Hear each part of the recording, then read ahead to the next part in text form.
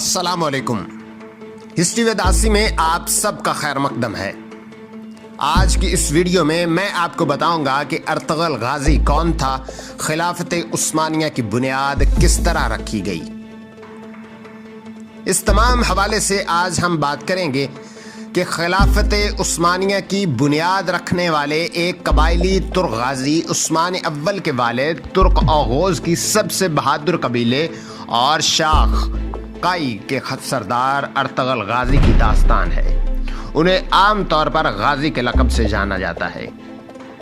ناظرین، ویڈیو میں آگے جانے سے پہلے آپ سے گزارش ہے کہ اگر آپ نے ابھی تک ہمارے چینل کو سبسکرائب نہیں کیا تو ہمارے چینل کو لازمی سبسکرائب کر کے بیل آئیکن پر ضرور کلک کریں۔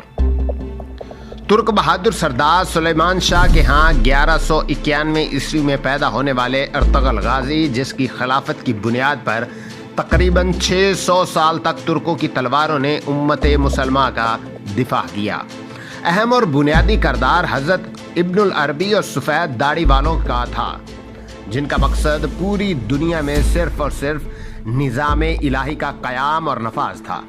عدل و انصاف کا نظام قائم کرنا تھا، جنہوں نے جہاد کے لیے ترک اوغوز خاندان کے 12 قبیلوں سے ایماندار اور بہادر سرداروں پر مشتمل ایک گروپ بنا دیا تھا۔ ارطغرل غازی، جو نوجوانی میں ہی وحشی منگولوں کے خلاف لڑ رہا تھا، جبکہ اصل شروعات سلجوقی سلطان علاء الدین کی بھتیجی حلیمہ سلطان کو صلیبیوں کے چنگل سے آزاد کرا کر باقاعدہ میدان جنگ میں اتر چکے تھے، جس کے بعد ان کے والد سردار شاہ سلمان نے انہیں حلب کے ایوبی سلطنت کے امیر عبدالعزیز کے پاس ایلچی بنا کر بھیجا، جو صلیبیوں کے ہاتھوں یرغمال بن چکا تھا، اور ان سے صلیبیوں کو روکنے کے بدلے قبیلے کو آباد کرنے کے لیے زمین کا مطالبہ کیا۔ ارطغرل غازی زمین لینے اور حلب میں صلیبیوں کا گیم بگاڑنے میں کامیاب ہو چکا تھا۔ اس کے بعد صلیبی قلعے امانوس، جو بہت زیادہ اہمیت کی حامل تھی، اپنے والد سردار شاہ سلمان کی سربراہی میں چڑھائی کر کے فتح کیا اور شیطان استاد پیتروچو کو قتل کیا۔ بھاگنے میں کامیاب ہونے والے صلیبی کمانڈر تیتوش بھی قتل کیا گیا۔ سلطان علاء الدین کی بھتیجی، جس کو صلیبیوں سے آزاد کر لایا گیا تھا، اس سے شادی کر لی گئی۔ سلمان شاہ کی وفات کے بعد حلب سفید داڑھی والوں کی خواہش کے مطابق منگولوں کی یلغار زدہ علاقے کی طرف ہجرت کی اور اپنے بھائیوں سے مل کر سلجوقی سلطنت کے غدار امیر سعد الدین کو تمام سازشوں کے باوجود ارطغرل غازی نے منگول کے ایک اہم لیڈر نویان کو شکست دی۔ نویان منگول بادشاہ اوکتائی خان کا رائٹ ہینڈ تھا۔ اوکتائی خان چنگیز خان کا بیٹا تھا اور اس اوکتائی کا بیٹا ہلاکو تھا، جس نے بغداد روندا تھا۔ اس کے بعد ارطغرل غازی نے ایک بار پھر سفید داڑھی والوں کی رضا پر مغربی بزنطینی سرحد پر ہجرت کا ارادہ کیا، مگر ان کے بھائیوں نے انکار کر دیا۔ اس صورت حال میں انتہائی محدود وسائل اور بہت کم مگر بھروسہ مند ساتھیوں اور لوگوں کی ساتھ ہجرت کی، جس میں سب سے اہم ان کے 3 بہترین جنگجو ترغت، باسمے اور دوان شامل تھے، جو بچپن میں جنگل سے ارطغرل قبیلے لے کر آیا تھا، اور ان کی پرورش ان کے والدین نے اپنے بچوں کے ساتھ کی تھی۔ جب وحشی منگولوں نے ان کے والدین اور قبیلوں کو قتل کیا، یہ ارطغرل کے بھائیوں سے بڑھ کر تھے۔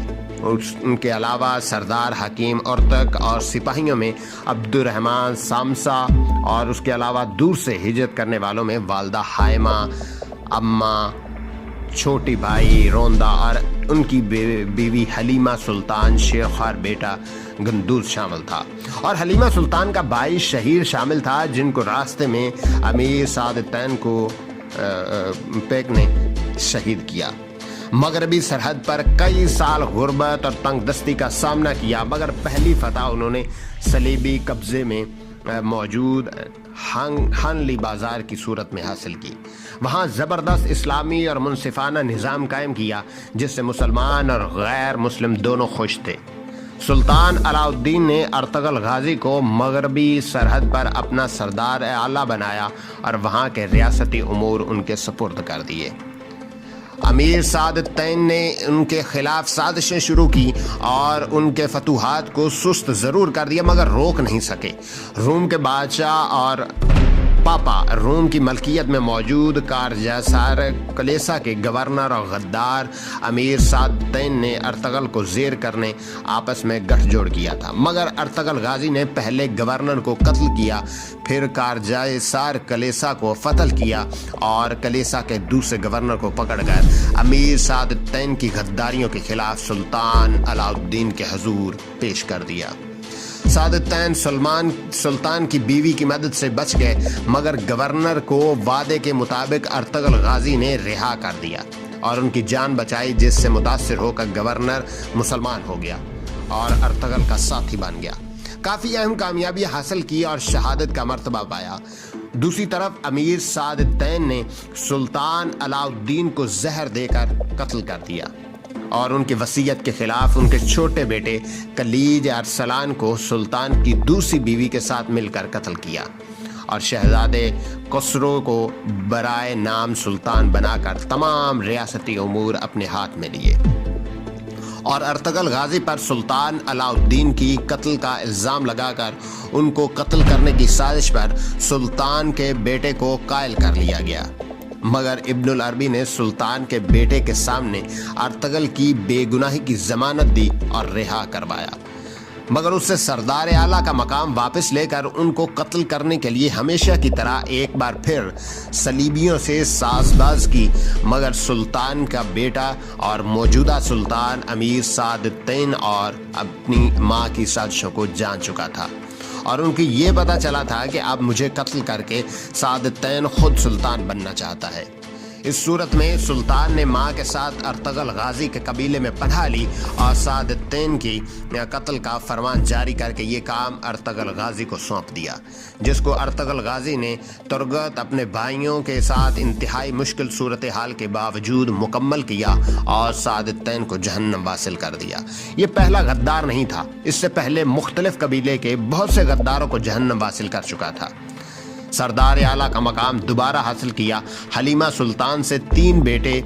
پیدا ہوئے۔ سلجوقی سلطنت اور ریاست منگولوں کے نرغے میں تھی اور آخری سانسیں لے رہی تھی۔ اس صورتحال میں امن معاہدے کے لیے سلطان نے ارطغرل کو ایلچی بنا کر چنگیز خان کے بیٹے اور جانشین اوکتائی خان کے پاس بھیجا۔